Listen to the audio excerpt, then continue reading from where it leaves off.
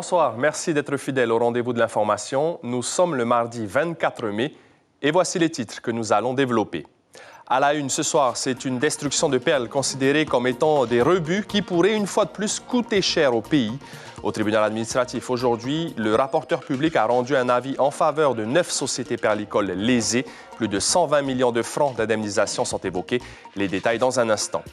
Ils sont 11 jeunes Polynésiens à s'être engagés dans l'armée de l'air et de l'espace. Aujourd'hui, ils ont signé des contrats de 4 ans renouvelables.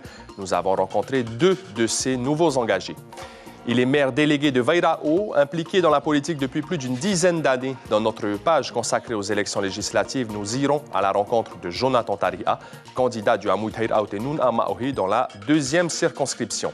Nos invités en direct ce soir se présentent, eux, dans la 1re circonscription. Tauhiti Nena du Hauma'ohiti Ama, actuellement en campagne électorale à Uahuka, répondra à nos questions en direct. Et puis Jean-Paul Théron, médecin à la retraite et candidat sans étiquette dans cette 1re circonscription est en plateau. Il nous parlera de ses motivations et de ses propositions s'il devenait député.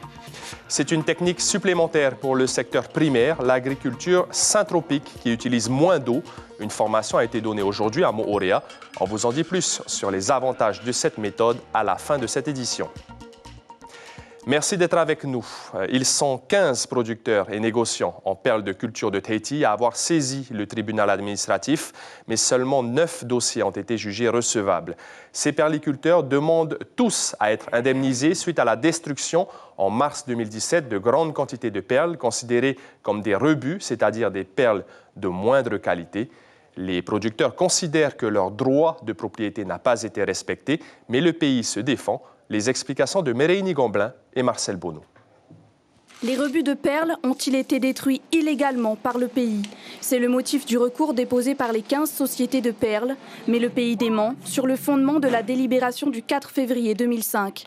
Selon le directeur adjoint des ressources marines, cette destruction avait pour but premier de rehausser la qualité des perles. C'est plutôt un problème de normes et que ça aurait dû être en fait une loi de pays et non pas une délibération. Mais encore une fois, à partir du moment où elle était adoptée, l'administration n'a pas d'autre solution que de la mettre en œuvre. Le rapporteur public conclut lui aussi que seule une loi pouvant porter atteinte au droit de propriété aurait pu justifier cette destruction. Il conclut également que sur la base de 250 francs par rebut de perles, le pays doit indemniser 126 millions de francs pour les 371 000 perles détruites. Ce qui nous fait le plus plaisir, c'est qu'on avait raison, qu'ils n'avaient pas à détruire. Donc qu'on se fasse rembourser, c'est normal. On est content parce que on avait raison en fin de compte sur le sujet. Mais maintenant dire qu'on récupère des fonds, non, on ne pensait même pas qu'on allait gagner. Mais ce n'est pas encore gagné puisque le délibéré du tribunal administratif sera rendu le 7 juin. Une opération de sauvetage à Punaoia cet après-midi au niveau de la pointe des pêcheurs à Nu'uroa à cause de la forte houle et du courant. Un surfeur s'est retrouvé en difficulté. Il a été élitreillé sans encombre, plus de peur que de mal donc. Au tribunal administratif, un dossier assez particulier a été jugé aujourd'hui irrecevable car déposé hors délai. Il s'agit d'une requête formulée par Anthony Géros, le maire de Paea, qui demande à la juridiction de déclarer démissionnaires d'office de leur fonction de conseiller municipal de Paea 2 élus avec qui ils seraient en conflit depuis longtemps. Elles auraient refusé d'exercer des fonctions dévolues, en l'occurrence présidente de bureau de vote, lors de la dernière élection présidentielle. On écoute Maître Hans, l'avocat des 2 élus de Paea, mis en cause par le Tabana. Monsieur Géros a saisi le tribunal administratif beaucoup trop tard. Le fond ne sera pas abordé dans la mesure où, si la requête est irrecevable, on s'en tient uniquement à ce défaut, à ce vice de forme. Pour la majorité d'entre eux, il s'agit surtout d'avoir un emploi, un avenir. 11 jeunes Polynésiens ont signé avec l'armée de l'air et de l'espace aujourd'hui des contrats de 4 ans renouvelables avec un panel de 50 métiers qui s'ouvrent à eux. Pour certains, direction la France, alors que d'autres vont rester à Tahiti. Natacha Silagi et Juan Potoru ont rencontré 2 nouveaux engagés, Anne-Maria et Maruake. Bonjour, pour l'information des ports pour l'armée de l'air et l'espace, je vous en prie. Voici 2 nouveaux aviateurs de l'armée de l'air. Synonyme de soldats dans l'armée de terre, ils s'engagent pour 4 ans. Anna Maria dans le sud de la France et Maruake en Polynésie. Ça peut être une opportunité pour eux d'aller en métropole, d'acquérir des capacités, des connaissances supplémentaires ou complémentaires tout simplement, et ensuite de revenir à Tahiti ou en Polynésie française pour pouvoir trouver un emploi d'une manière plus facile ou en tous les cas avec des compétences supplémentaires. Tests sportifs et psychotechniques réussis avec succès, la restauratrice et le secrétaire sont prêts pour leur premier emploi. Surtout parce que j'aimais cet environnement de travail, c'est-à-dire la discipline et la rigueur. J'ai fait un bac pro en commercialisation services en restauration au lycée hôtelier de Punaouia. Et avec cette opportunité, j'ai voulu intégrer l'armée de l'air dans ma spécialité. 11 nouvelles recrues au total. 25% des recrues ultramarines sont polynésiennes. 600 personnes sont recrutées par l'armée à Tahiti chaque année. Ce sont elles et eux, en fait, qui vont contribuer, quels que soient les grades, militaires du rang, sous-officiers et officiers, à construire, à bâtir cette armée de l'air et de l'espace de demain. Donc, nous devons devenir à leur contact, de les informer, de les orienter du mieux possible et de les accompagner. J'en suis très fier, étant donné que moi j'ai fait 36 ans d'armée dans les parachutistes. Donc, je connais l'avion. Ça nous rassure. Pour elle, pour son avenir. Voilà. C'est dur de laisser partir, mais bon, c'est comme ça. Hein. Une grosse fierté de le voir signer et intégrer l'armée de l'air et de l'espace après un peu plus de 2 ans passés au RSMA où on l'a vu évoluer. Anna Maria et Marouake ont signé après avoir expliqué leur choix. Ils font désormais partie de la grande famille de l'armée de l'air et de l'espace avec ses 50 métiers. Je suis très contente, il y a beaucoup d'émotions. Voilà. Maintenant, au boulot, maintenant. Plus qu'à y aller. Et, ne pas regarder derrière, pas de regrets, en avant. Seuls 7% des 41 000 recrues de l'armée de l'air sont pilotes, mais tous travaillent en équipe au service de la nation. Le 141e Heivaï Tahiti, les dates officielles sont connues. Ce sera du 1er au 16 juillet, place Toata. Cette année, 19 groupes sont inscrits pour le concours, soit 9 formations en catégorie chant et 10 groupes de danse. Au total, la scène devrait accueillir près de 2500 artistes sur 5 soirées de spectacle. Manouche Lehartel, membre du jury, nous en dit plus. Elle est au micro de Marcel Bonneau. Cette année, c'est le retour de la compétition avec 9 groupes de danse et 10 groupes de chant. Donc 5 soirées de concours parfaitement équilibrées avec un pupu huravatau ou huratau, 2 groupes de chant, 2 pupu himenetumu et ensuite un groupe huratau. Et le premier soir, l'ouverture qui est le 1er juillet, eh bien, nous aurons le rahiri qui va sceller le terrain d'entente qui va être établi lors de ce cérémonial entre les membres du jury et les groupes de danse, celui notamment de se respecter, cet engagement à se respecter tout au long de la compétition et à son issue. Et ensuite, nous aurons 2 pupu himene et on terminera par un groupe huratau, en l'occurrence Hitireva. Et à noter qu'une semaine avant le début du Heivaï Tahiti, le 23 juin, au Mahana Park à Paea, il y aura la cérémonie du Umuti, la célèbre marche sur le feu qui marque le coup d'envoi des célébrations du Heiva. Les 2 pirogues traditionnelles Hokulea et Hikianalia ont repris la mer aujourd'hui à la mi-journée. Elles retournent à Hawaï après un peu plus de 2 semaines en Polynésie. Elles étaient arrivées à Tahiti le 7 mai dernier pour le grand voyage de Moana Nui Akea et aussi pour participer au Blue Climate Summit.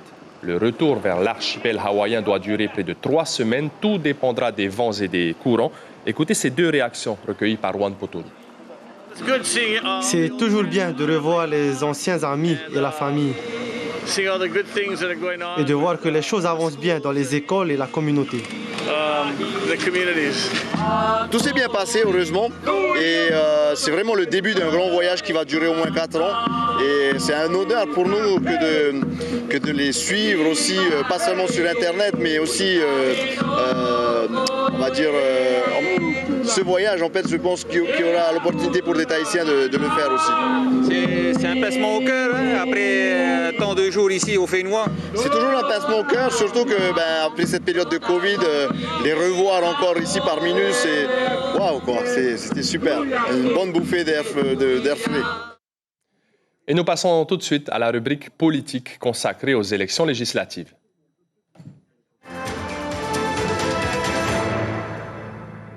Il est maire délégué de Vairao, n'a pas encore 40 ans et baigne dans la politique depuis son plus jeune âge. Pour les prochaines élections législatives, Jonathan Taria est le candidat du Hamout Heir Aoutenou Amaohi dans la 2e circonscription de Polynésie française. L'enfant de la presqu'île a fait de la proximité sa marque de fabrique. Son portrait avec Stéphane Ratino et Patita Sabia. La fidélité comme un acte de foi, un serment passé au nom du pays de l'enfance, cette terre de Vairao où chaque visage est un prénom et où il a appris à marcher. Jonathan Taria a posé la proximité comme une philosophie politique. À l'écoute, dehors ou dedans, c'est cette image que le jeune maire délégué cultive comme manière d'être au monde. C'est une personne déjà qui est humble, généreux, qui a un grand cœur et je pense qu'il doit être député pour pouvoir subvenir aux besoins de la population. La politique, c'est une culture dont les racines puisent dans les histoires familiales. Le visage de Gaston Floss a nourri la socialisation de l'adolescent. Sa famille s'est engagée au nom d'un certain idéal polynésien. Le trentenaire continue à maintenir ce lien de fidélité devenu intergénérationnel. Son papa, de sa maman également, jamais ils ont varié d'un centimètre leur fidélité au Tawera Huiratira. D'autre part, je voulais mettre un jeune également et renouveler un peu l'équipe politique du Tawera Huiratira. Donc il a 38 ans, c'est tout à fait l'homme qu'il nous faut. Jonathan Taria mène campagne comme il est dans la vie, avec une voix tout en douceur, loin des épigrammes qui secouent trop souvent le débat politique. Peut-être aussi la marque d'une culture religieuse, faite de pondération, de rencontres. Autour de lui, des amis, des visages fidèles qui fécondent la sensibilité des êtres. Je l'ai connu petit, c'est un enfant de la politique. Il a toujours été là. Nous avons grandi dans la politique. Son arrière-grand-père était Tamana et lui, il a tout vu, les Tamana de la commune de Terre-Ouest. L'élu orange défend un programme où le principe de l'État associé et le pouvoir d'achat tiennent une bonne place. Mais au-delà, c'est une manière de concevoir la politique, dit-il. Député, pas seulement en représentant, mais le porte-parole véritable des citoyens. Avant de candidater, il a demandé l'autorisation à ses habitants. J'ai réuni aussi mes leaders de quartier. Il y a quand même une inquiétude. Ça, je ne peux pas le nier puisque voilà, c'est un peu ma manière d'être dans ma commune. Et sur mon humilité, ma manière d'approche, la proximité, craignait beaucoup. Donc elle a dit, Tamana Harina Oe, Nahia Mato, comment est-ce qu'on va se retrouver? Parce que voilà, vers qui on va s'approcher. Ils ont l'impression d'être abandonnés. Et j'ai rassuré quand même derrière. Depuis son village, le candidat a pris son bâton de pèlerin. Il espère convaincre les électeurs de son engagement fidèle. Et voici les candidats de la 2e circonscription. Tati Salmon pour Heura Les Verts, Jonathan Taria pour Hamout Heir Aoutenou Amaohi, Charles Adjé du Tenati Rassemblement National Polynésien, Steve Chayou pour le Tavini Huiratira, Tepuaro Iteritei du Tapura Huiratira, Pamela Otsinasek de Hauma Ohitiama, Nicole Sanker pour Aherea pour Inetia, Sandra Manuthei Leviagami pour Inetia Atu, et enfin Paul Bantour et Eric Zani, tous les deux candidats sans étiquette. Nous sommes avec le candidat de la 1re circonscription du parti qu'il a lui-même fondé, le Hauma-Ohi Tiama. Bonsoir Tauhitinena, vous êtes avec nous car vous êtes en campagne aux Marquises à Oahuka plus précisément. Vous vous présentez pour la 3e fois aux élections législatives, 3 fois avec 3 partis politiques différents. 2012, le Tavini, 2017, Tauhoturou et 2022, Hauma-Ohi Tiama. Politiquement aujourd'hui, où se situe Tauhitinena?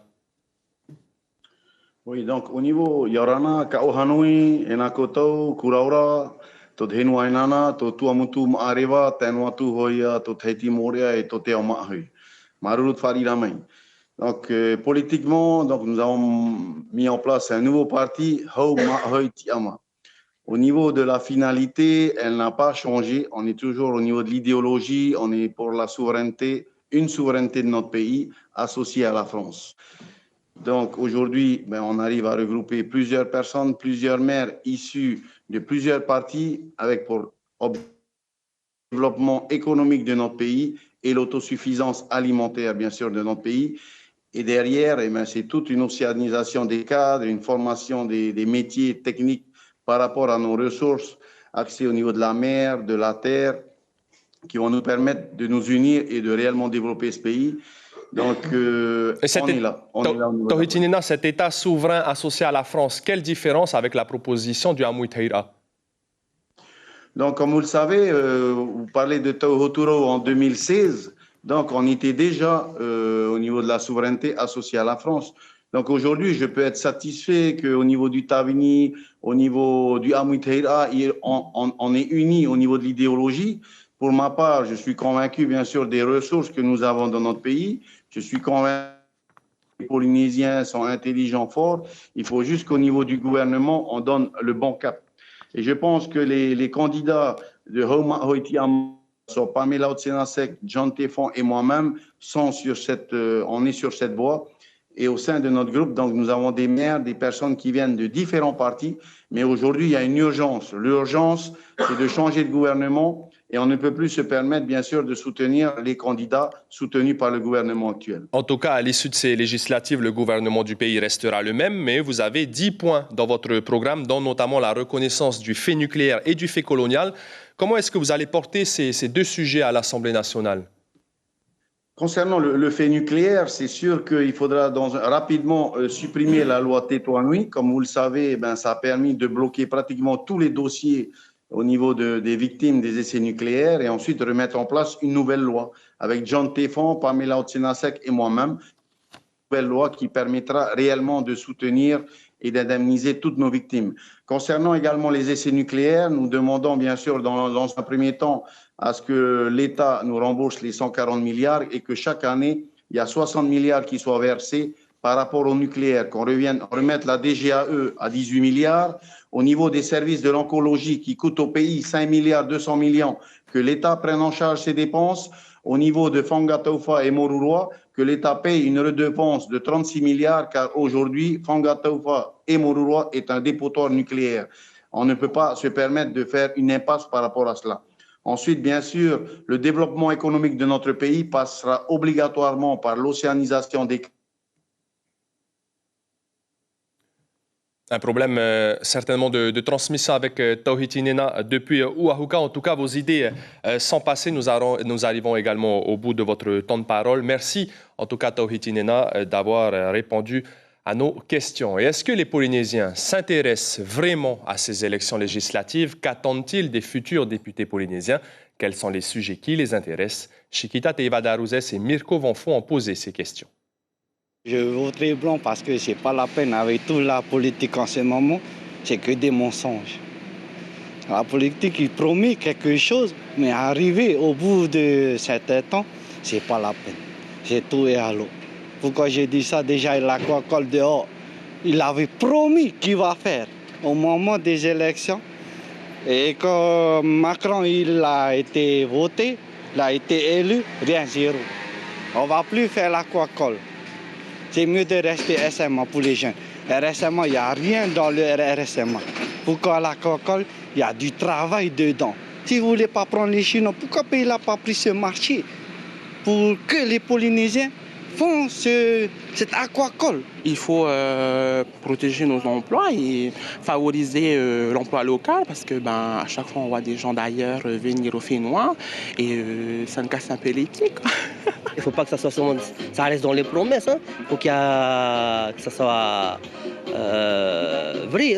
Souvent, on entend que les Tahitiens ne sont pas vraiment au courant pour les aides qu'ils peuvent avoir.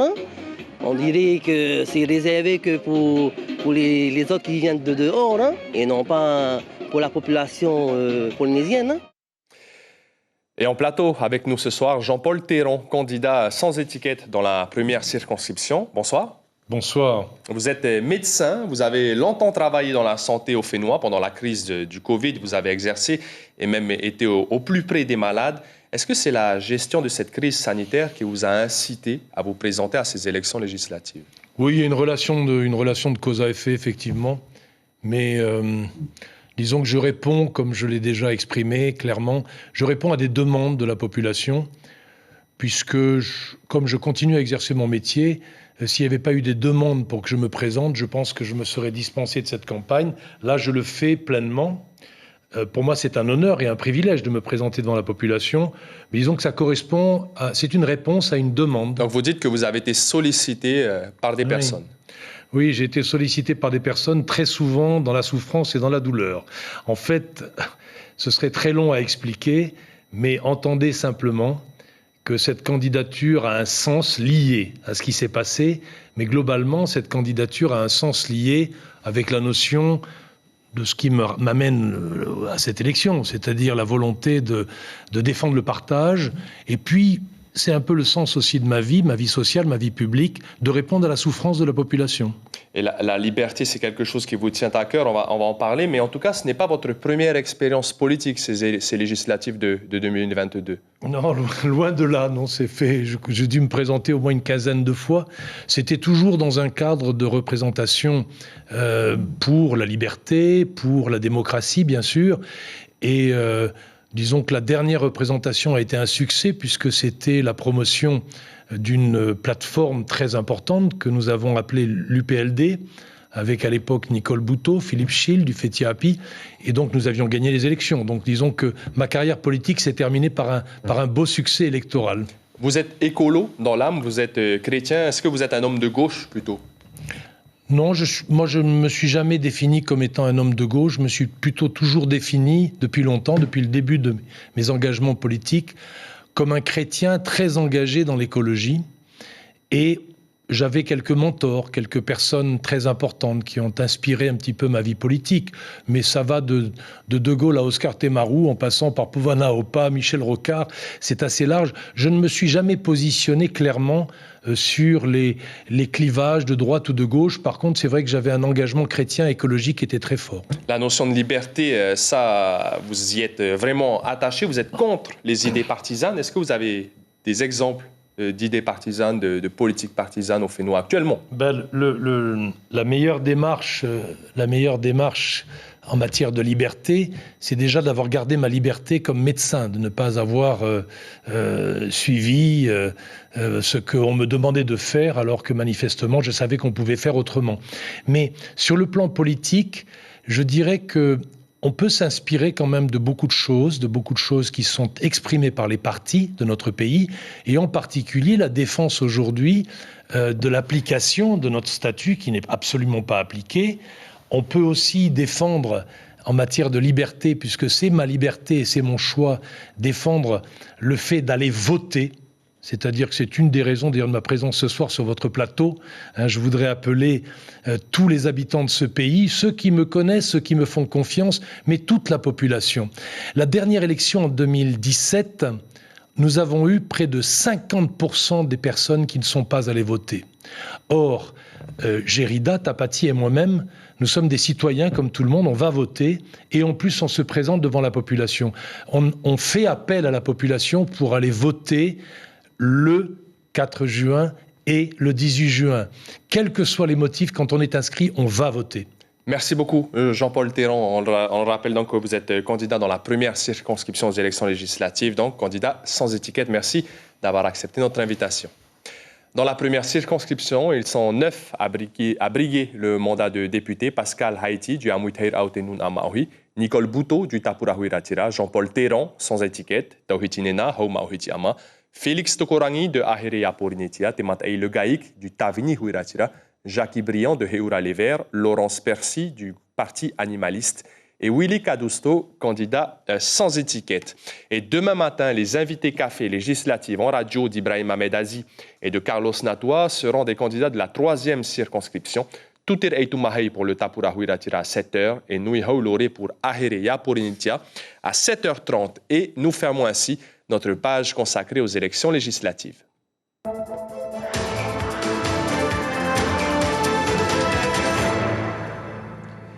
Direction les Marquises à Ouapou. Le ministre de la Jeunesse et des Sports, Naya Bennett, est actuellement en déplacement, accompagné de son conseiller technique, mais aussi du directeur de l'IJSPF, Itea Bernardino. Ils doivent visiter les installations sportives gérées par le pays, rencontrer les associations œuvrant pour la jeunesse de l'île et surtout officialiser l'ouverture de la 12e édition de la Vakaiki, événement sportif et culturel multidisciplinaire qui a débuté à Ouapou. Le ministre Naya Bennett est au micro de Lionel Tehamouane. L'IGSPF est co-organisateur de cet événement, Te Wakaiki. Donc c'était d'apporter notre soutien à cet événement et notre soutien à cette jeunesse, à nos sportifs, pour montrer qu'on est là, qu'on est prêt à les soutenir et de voir un peu comment ça se passe ici aux îles Maurice. À Bora Bora, à quelques jours de la fête des mers, quasiment une cinquantaine d'artisans de l'île proposent actuellement leurs produits et leurs créations à la vente sous le chapiteau de la place Tuvavau. L'exposition est organisée par l'association Vavau Te Rimarau. On y retrouve des bijoux, des sacs, des paréos, des plantes et des tifeifei notamment. Écoutez ces réactions recueillies par Rosanna Maihota. On propose différents produits à manger, des gaufres, des crêpes flambées au rhum, des tiramisu, des confitures, du caramel beurre salé. Ce sont des artisans de quartier, pour d'autres ce sont des petits artisans de maison qui viennent faire découvrir leur savoir-faire. C'est eux qui sont présents ici dans ce salon. Alors on a 46 exposants pour ce salon jusqu'à samedi. Il y a beaucoup de produits qui sont proposés dans ce salon dédié à la fête des mers, notamment de la bijouterie, de l'artisanat d'art, des produits cosmétiques, des sacs à main bien sûr, de bonnes idées cadeaux à offrir pour la fête des mers. Message donc à Bora Bora. L'agriculture syntropique, une nouvelle pratique en Polynésie française et une formation avait lieu aujourd'hui à Moorea. Le principe est de planter des légumes, des fruits, des tubercules en utilisant le moins d'eau et d'engrais possible. Une pratique qui est expérimentée à Rangiroa et Whakarava, 2 atolls des Tuamotu, archipel aux ressources d'eau douce très limitées. Tout cela fonctionne comment concrètement? Élément de réponse avec Arihoetif Afana et Jacques Damour. Cultiver en prenant en compte les bienfaits des plantes et des arbres qui nous entourent, c'est le principe de l'agriculture syntropique. La préparation de la parcelle est l'étape la plus longue. Après avoir semé des engrais certifiés bio, la terre est labourée, puis couverte de troncs de bananier pour sa bonne rétention d'eau et de sorgho pour éviter son évaporation. C'est pour le paillage. On doit couvrir le sol avec le plus de biomasse possible. Pourquoi spécialement le bananier il est bon pour le paillage? C'est rempli d'eau et c'est très humide, ça couvre bien et ça donne une bonne couverture. En fait. On essaie de garder l'humidité le plus possible dans le sol pour éviter d'arroser. Une fois le paillage terminé, plusieurs arbres supports sont plantés, du kofai, du gliricidia ou encore du autera. Ils remplacent l'utilisation d'engrais et favorisent une meilleure fertilité du sol. Tehei Emmanuel, agriculteur des Tuamotu, voit cette culture d'un bon œil, une solution pour pallier aux inconvénients des îles éloignées. Pour les îles comme nous, où le sol est pauvre, où les riches en calcaire, en calcium, c'est très important de fabriquer en fait son propre engrais. Son engrais et de diminuer en fait l'apport en eau parce que notre eau, nous, elle n'est pas éternelle. On a l'habitude de tout défricher et après de venir de planter. Là, c'est carrément autre chose avec des plantes différentes, avec la symbiose des mycorhizes. On peut adapter cette technique au sol corallien, c'est très bien. 5 ans que Michael cultive de cette manière. Depuis, il a planté 22 000 arbres et produit près de 85 tonnes de fruits et légumes. Il est ici pour partager son savoir-faire. On va utiliser les plantes qui poussent toutes seules bêtement, souvent qui nous embêtent, et plutôt des arbres pour se dire c'est de l'énergie gratuite. Le but c'est qu'entre 7 à 10 ans, ta parcelle elle soit autonome en production d'énergie. C'est un long processus. Il faudra attendre environ 2 ans avant de planter les premiers fruits et légumes, le temps que les plantes support et le paillage fertilisent au mieux le sol. L'information principale de ce mardi, le pays pourrait indemniser une dizaine de sociétés perlicoles à hauteur de 126 millions de francs CP en cause la destruction en 2017 de grandes quantités de perles considérées comme des rebuts. Aujourd'hui, au tribunal administratif, le rapporteur public, dans ses conclusions, demande l'indemnisation. La juridiction rendra sa décision le 7 juin. À la télévision ce mardi soir, 2 épisodes de la série SWAT, puis 2 épisodes de la série Peur sur le lac. Et à la une de Tahiti Info, demain, déjà là, à propos donc des baleines qui sont dans nos eaux. C'était le journal préparé par la rédaction et l'équipe technique. Merci pour votre fidélité. J'ai été ravi d'être avec vous. Demain soir, retrouvez Cybèle Plichard à cette même place. Passez une excellente soirée.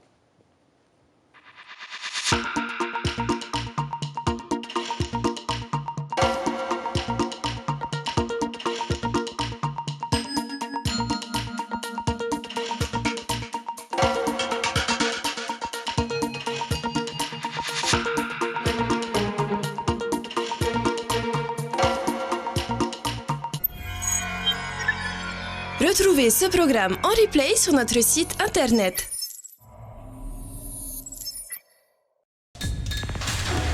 L'information en continu sur Polynésie la première, Internet et réseaux sociaux.